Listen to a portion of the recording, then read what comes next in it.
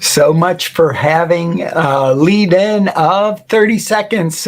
Once I hit start, it started.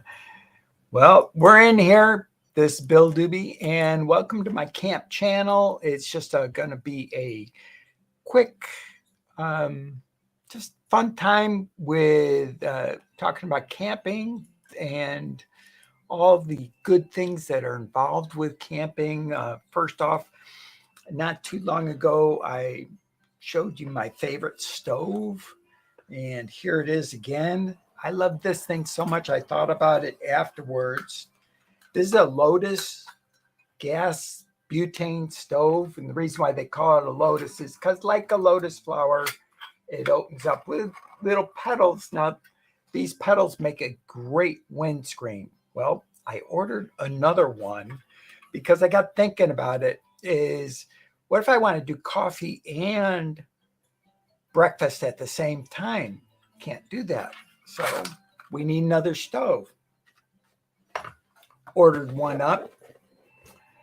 Don't let the box fool you. Just because the box comes damaged doesn't mean that your camping equipment is going to be damaged. Now, I'm not going to throw this like I did my camp coffee filter the other day, dripper the other day, because that's made out of silicone. This is made out of metal. It's going to hurt either both the stove and whatever it hits. Now, here's the stove and my alarm. Comes with quick, easy follow instructions, which aren't very detailed. Basically says screw in the can and don't kill yourself. Now, this one here comes with a nice little carrying case. I like this carrying case, and I like the one that I've modified so that I can see that, yeah, this is my camp stove that I'm looking for. Now, one thing,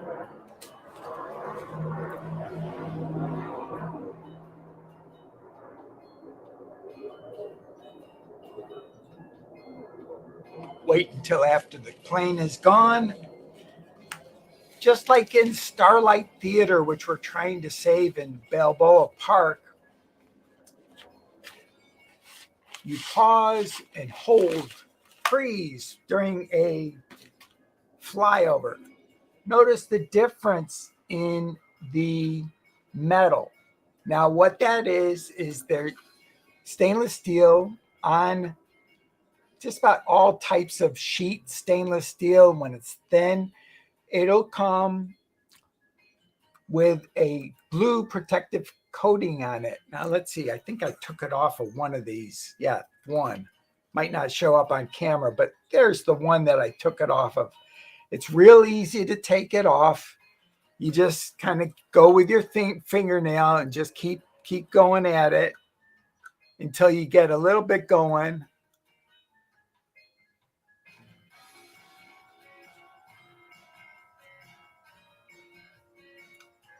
A lot harder to do this on camera than I thought it would be.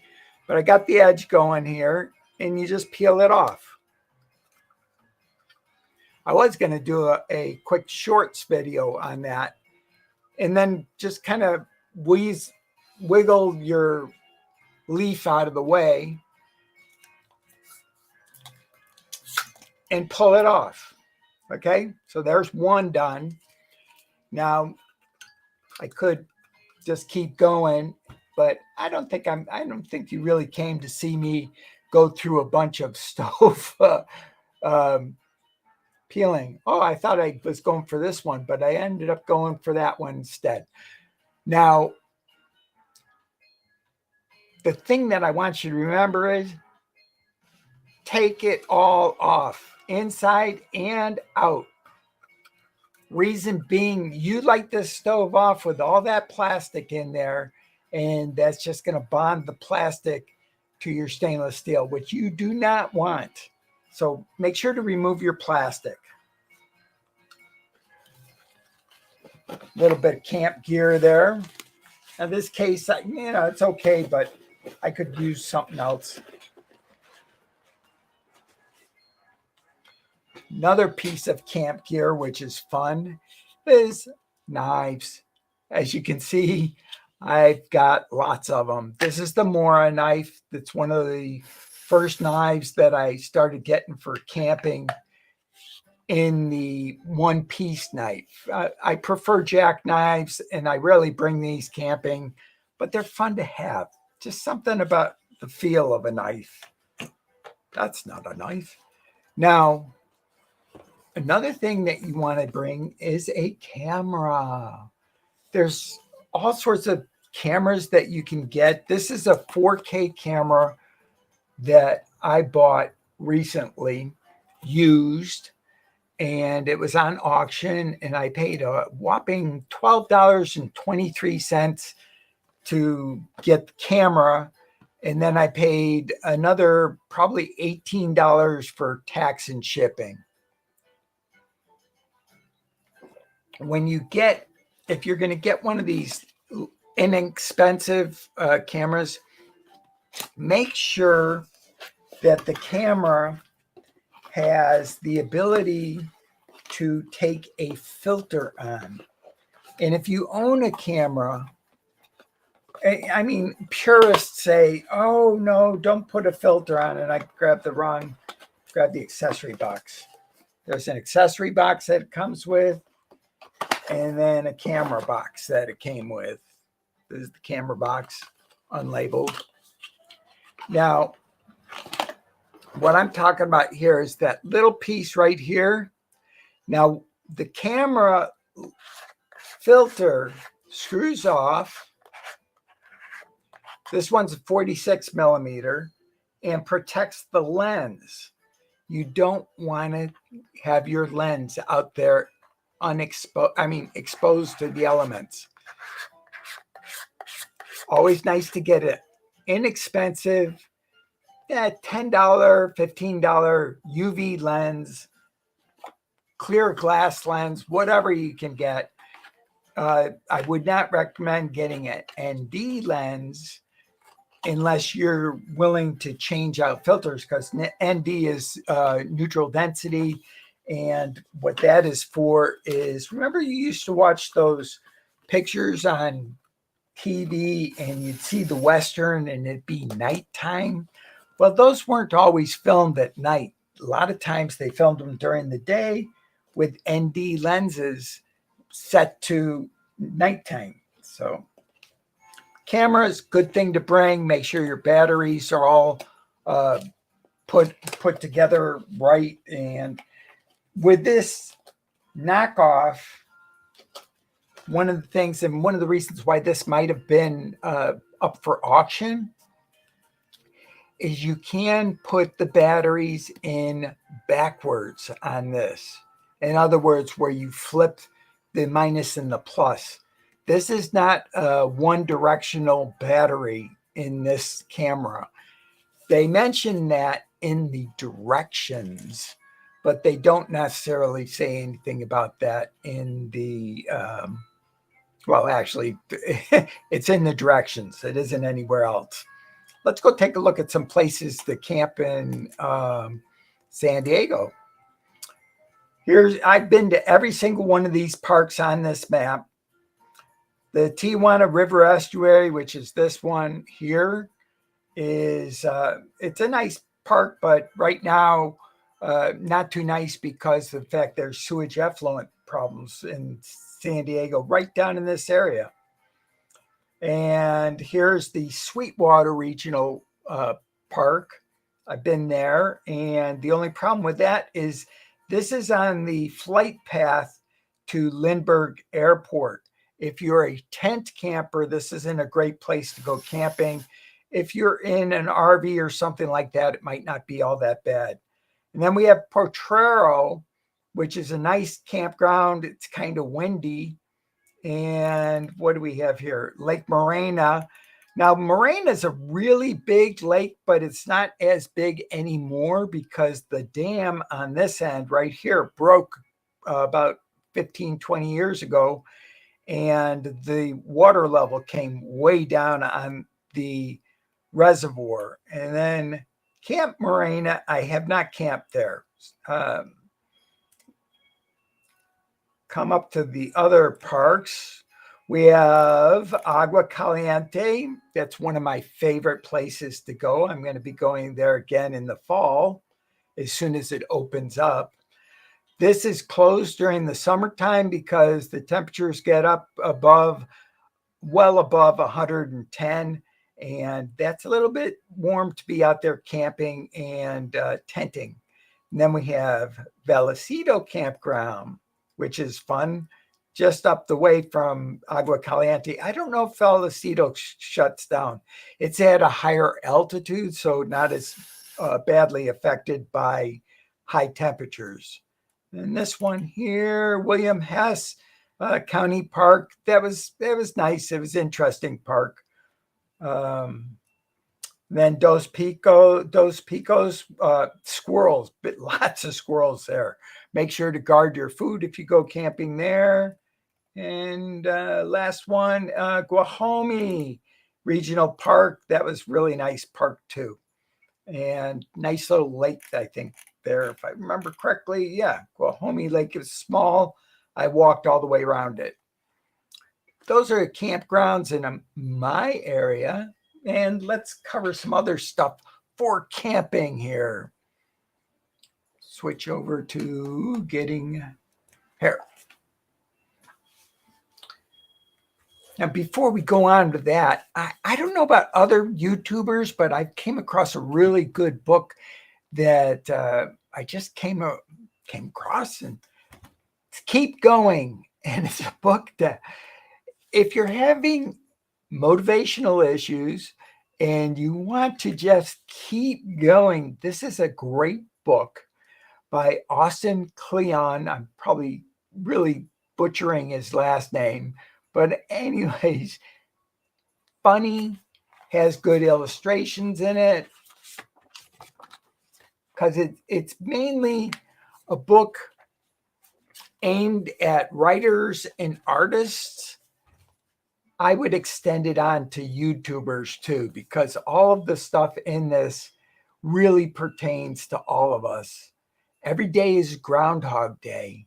And sometimes on YouTube, it feels like that. So highly recommend. You can get it on Amazon for like $12.50. I would recommend looking around for it in a bookstore. I got mine for 50 cents over at one of the used bookstores.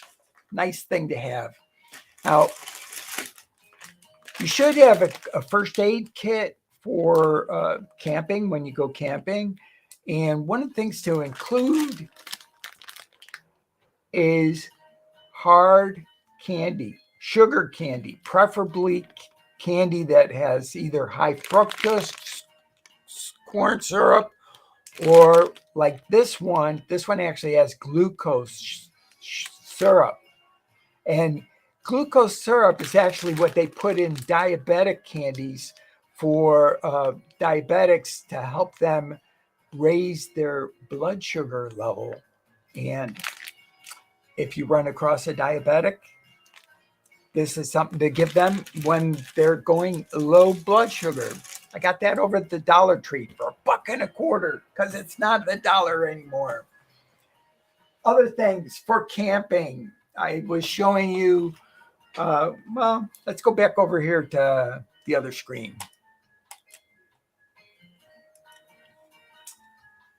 Camping in Arizona. Arizona has one of the best websites that I've run across for camp parks. And a lot of other parks are kind of modeling themselves after Arizona. And here's an example. Let's see. Go to any one of these parks. Lost Dutchman State Park, because I've stayed there.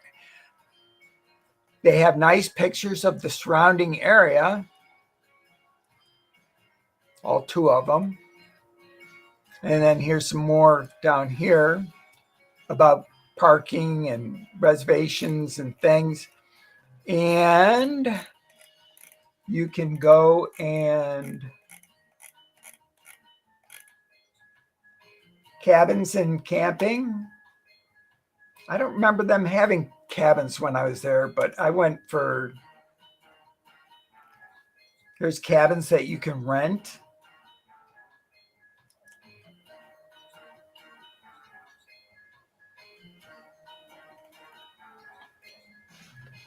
nice that they show you, not only will they, when you go to one of these places, and these are RV sites. I can tell by the little RV thing. And then the cabin loop, 4 are available. And let's see yeah.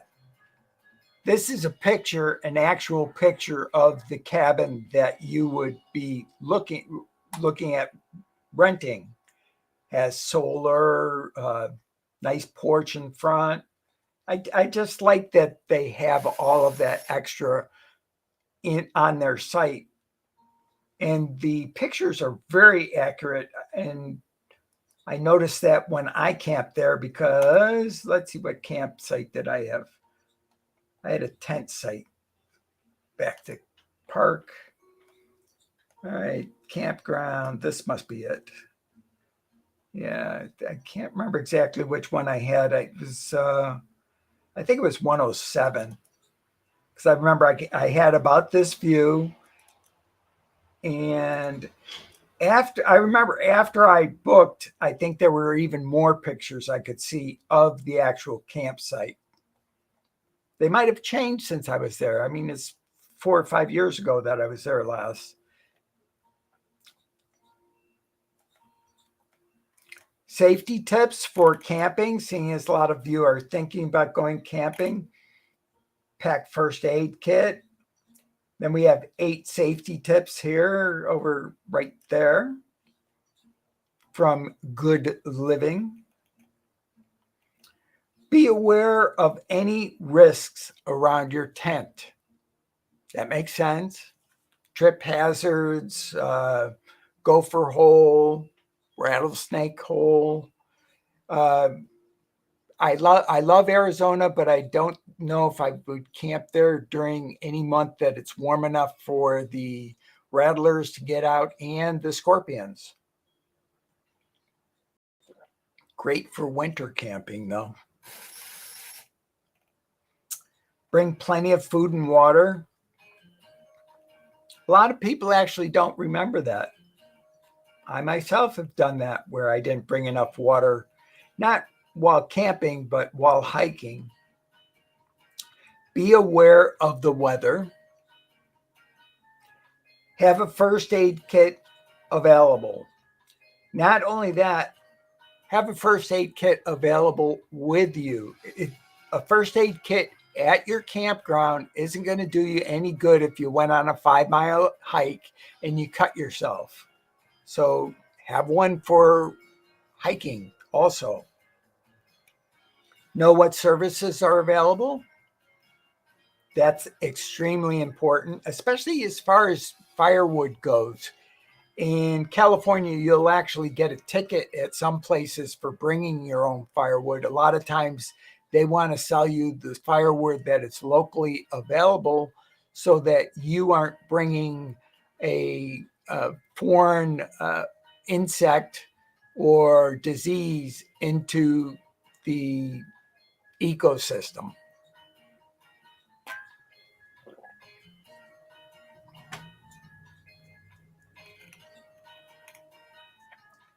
Keep your eye out for wildlife. This is both for your protection and also for the wildlife's protection. If you're quiet, a lot of the wildlife will basically continue to go on throughout their business and stay away from you. If you draw attention to yourself and it's a dangerous wildlife like a bear, you might have some more trouble than you would look for. Wow. That doesn't look like California camping. Is that an emu? I don't know. If anybody knows, let me know. And don't feed the wildlife. Otherwise, you might have them wanting to go into your cabin or whatnot. And you never know what diseases they're carrying. Be fire safe around campfires. If you have a campfire, it's good to have both a fire shovel and water, preferably in a bucket so that you can quickly put it on the fire if needs be. Here's a fire with the piece of firewood hanging out of it. Now that's fine, but the thing is you want to keep an eye on that, and as soon as possible, get the rest of that inside the fire ring. Notice that they also have a barrier around the fire ring where they have sand, rough is like sand, around it so that a fire is less likely to spread that gets outside of the fire ring. Drive safely. Don't drive fast in a campground. Never fun to run anybody over. Here's some U.S. Department of Agriculture, Forest Service camping tips. Pack first aid kit, bring emergency supplies, map, compass, flashlight, knife, fireproof starter, personal shelter, basically everything else. ABC, air, breath, circulation of treatment injuries. First thing you do is you make sure that the airway is not blocked. Then you look for any blood that, breathing, air. Oh, I think I had it right the first time. Air, breath, and circulation. Now, before you leave, make sure to find out the weather report. Also, make sure that your fire's out if you had one. I'm sure they have that right there. Charcoal briquette. And they have a lot more than the other site did. Pitch your tent in a safe spot. Make sure your tent is made of flame retardant fabric. Set it up far away from the campfire. Keep insects out of your tent by closing the entrance quickly when entering or leaving. We used to spray it with insect repellent.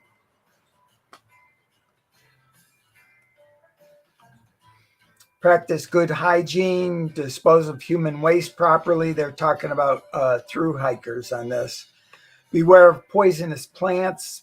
Familiarize yourself with poison ivy, poison oak, first off.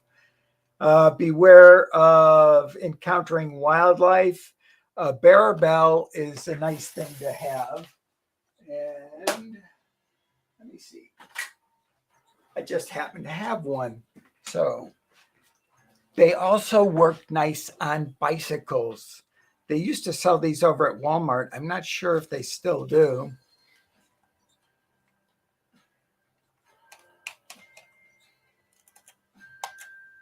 Here's a bear bell. Now it's not making any noise because it's not covered. It's covered. And you just wrap that on your handlebar of your mountain bike. And that way you're making noise as you're going through. Or you could put it on your hiking pole or just wear it somewhere on your person so that you're making noise. And it's noise that the animals are not used to. And basically when animals have a noise that doesn't make sense to them, they will avoid it.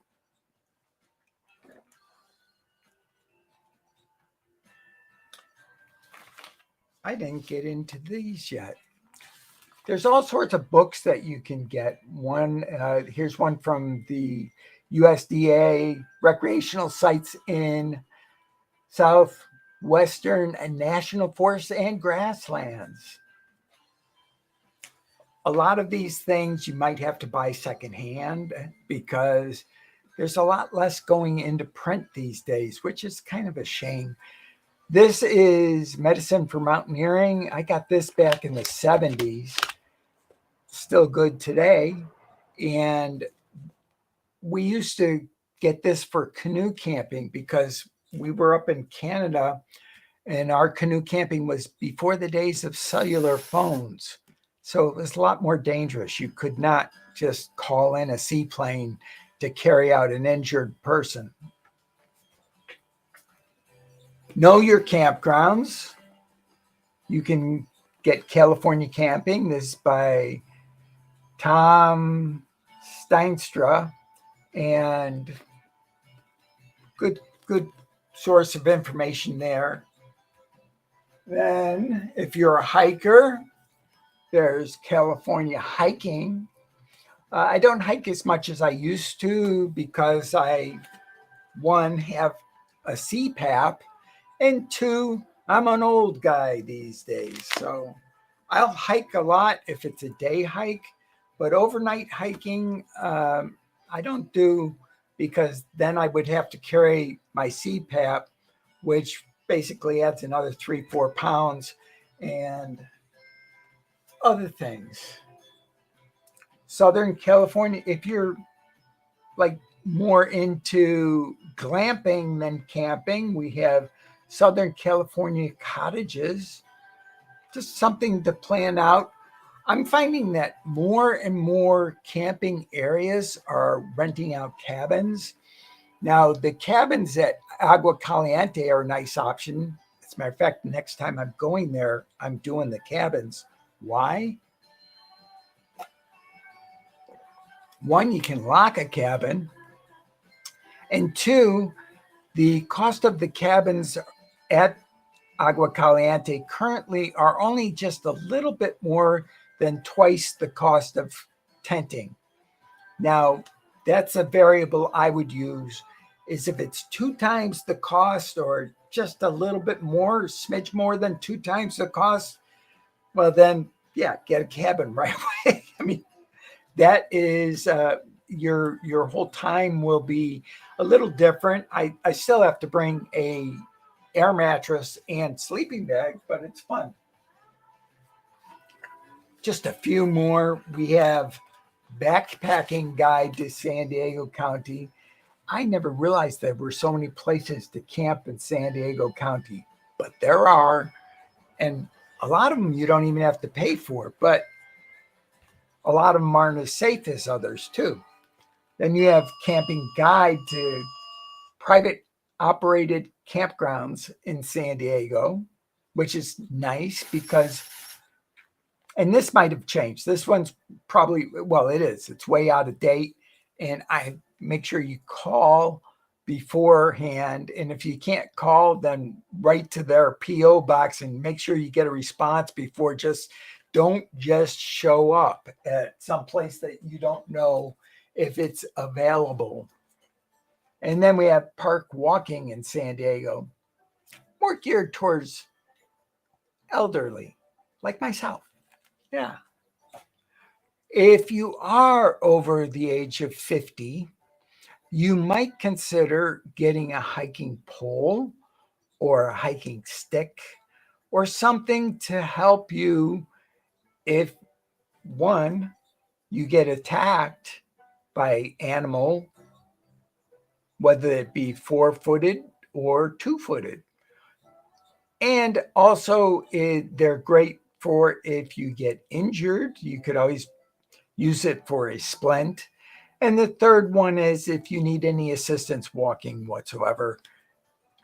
If you have it, you can use it. But if you don't have it, you can't use it.